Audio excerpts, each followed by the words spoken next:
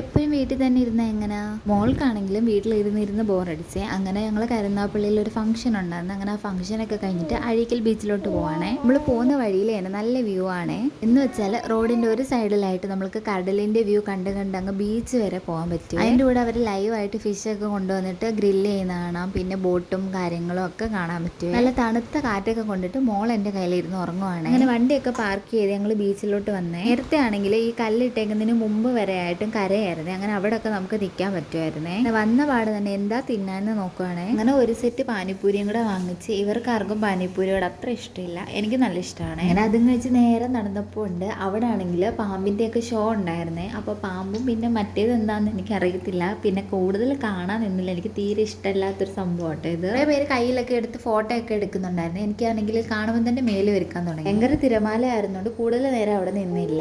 ഇറങ്ങുന്നതിനെക്കാളും കൂടുതൽ ഇൻട്രസ്റ്റ് ഇങ്ങനെ എന്തെങ്കിലുമൊക്കെ ഫുഡ് കഴിക്കാനാണ്.